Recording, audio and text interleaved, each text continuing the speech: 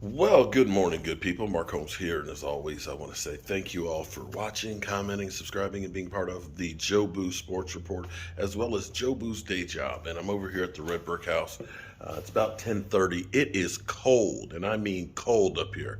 The thing that's kind of amazing, and maybe this was by design of old houses and things. The amazing thing is the natural convection that comes in. If you've got that front door open, you constantly, and I don't care if it's 100 degrees outside, you feel cool air coming in there. It might be the spirits, because up here was once a Civil War hospital where they literally worked on the soldiers, and when they died, they got buried right next door. So maybe it's them coming in and putting the chill in the place. Today's a big day. We're waiting for the power company to get here to actually do the work for hooking up the power. We don't know what time that'll be, so it'll be when it's going to be. It is cold today. It's about 36 degrees with that cool air coming in. I got Mike actually putting on a security light outside, so once we have power, we'll actually be able to have some lights around the perimeter of the place. And I have got the lumber right here. These are going to be the new rafters that go up here in place. We're going to end up putting in 2x8s to go across here, and we're going to put subflooring up in there because we're going to end up putting our heating and air conditioning unit up here in the attic. We're going to put one up here. We're going to have actually a split system. It's not that big of a house. A single system would be enough to do it, where we could end up putting just one unit and run the ductwork up. But I want to keep the original aesthetics of the house. I don't want to see bulkheads for ductwork and stuff. So it'll be easier to have a trunk line, have the unit over here, and have a trunk line that'll go on top up here, and have registers up high so you don't see any ductwork. And then we'll put one underneath, so we'll have the registers on the floor.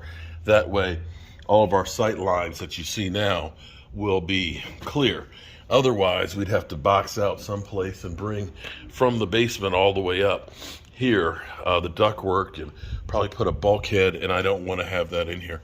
So right now, I've taken out, I'm going to start putting in on 16-inch on centers the ceiling rafters.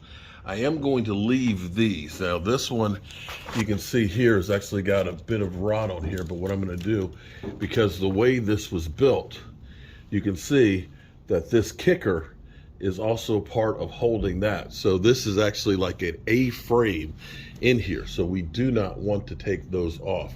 If we need to, we will sister another one on to this one to make sure that we still have that support and stuff in here, because the weight of the roof pushes out, and when it pushes out, it will be held in here in tension to keep it, to make it strong. Your strongest construction piece is, believe it or not, a triangle, because basically one side pushes on one side and the other side is basically pulling on the other, and that way it's always strong. But if you cut all these, then that roof will basically kick out. So we're going to put another piece on top of this one just to tie them up together. We'll probably put a bolt in there just to make sure in the future that if that does continue to rot, it'll be okay, because we've got the new one next to it. And we're going to put another one here, and because we're putting this one here, I need to put some pressure treated lumber wherever it's going to contact the brick, so any moisture won't rot it out. And like I said, it's cold. It's really cold in here right now. We might go warm up before we really get into the meat of this and wait for the power company to get here. All right, so we got a little progress here. So here's what we've done.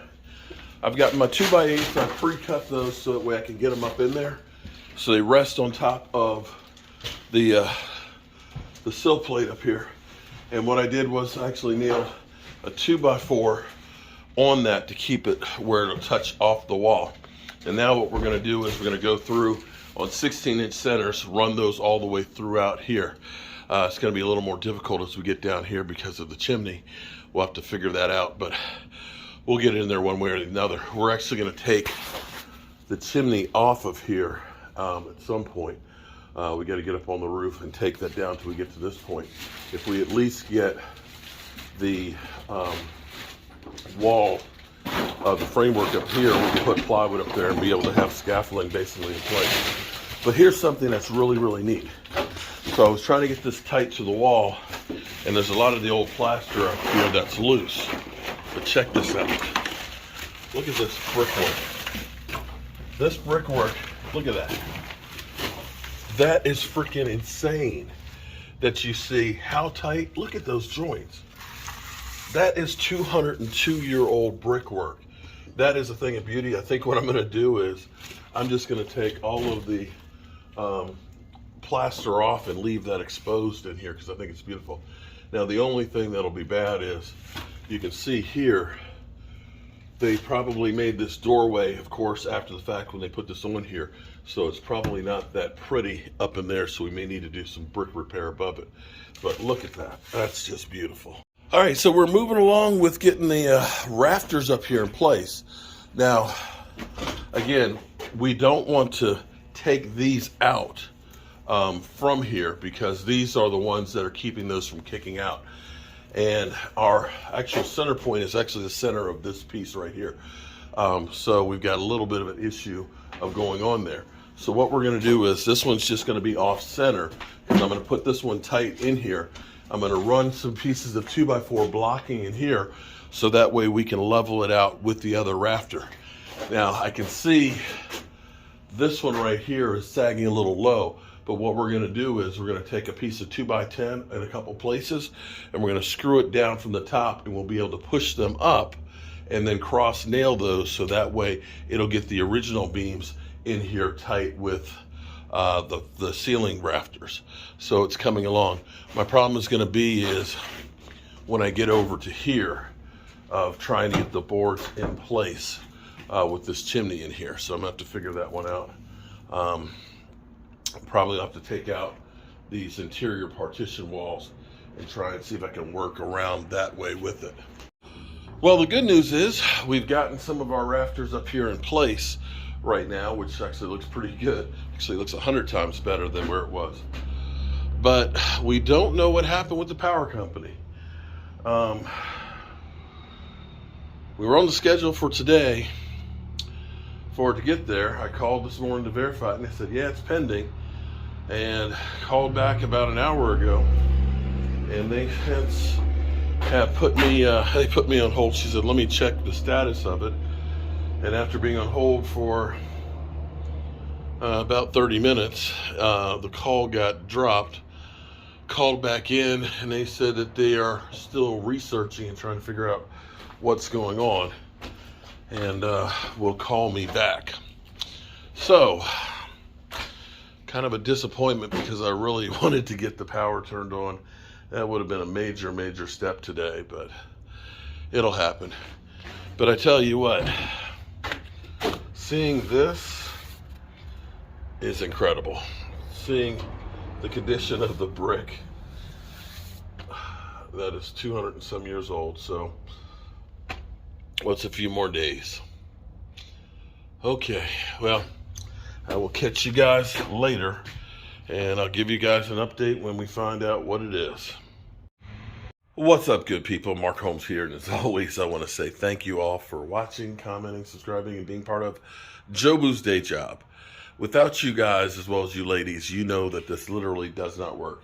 I am here at the Red Brick House, a 200-year-old house. I know this over here does not look 200 years old. This is the kitchen that we had to tear off and rebuild. And I'm here about 5 o'clock on a Thursday evening because we are actually waiting for the power company. They were supposed to be here earlier today to hook up the power so that way we can stop using temporary lights and cordless tools. But that didn't work out. But supposedly they are coming. Now they've got a rush order in this evening. So I want to be here when they get here so that way I can record it. But I've been sitting here. I'd like to say that I am truly a DeWalt tool guy. I love my 60-volt tools. This Sawzall right here was basically all it took to rip off the metal roof and all the old framing and well as all of the lumber that was in here. That we're talking about old antique hard pine. And if you've ever worked on an old house, you understand what I'm talking about. But I love my DeWalt tools because of the versatility of them. They have so many different ones. Again, I like the 60 volts. They're heavier than the 20s, but there's so much more power. And I have actually, because I have so many tools and things, I've got this big bank power charger that's also a 15 amp circuit. So I've got my lights on in here in this 200-year-old house, hopefully keeping the ghost away. And I'm gonna go up here while I'm waiting for the power company and do a little work. That string light there works incredible because you can basically, it's LED, so it doesn't burn a lot of electricity, but it's long, and I mean long. So I've got it strung all the way down there to the charger, and I've got a couple of them all the way up here. So I'm illuminating the whole place basically with one string of lights, and they, as you can see, are bright. So all the work we've done in here has been by DeWalt power tools. Now I'm going to go through and I'm going to take out this wall right here and take out some of these floor joists so I can finish putting in the rest of the rafters while I wait. No time like the present.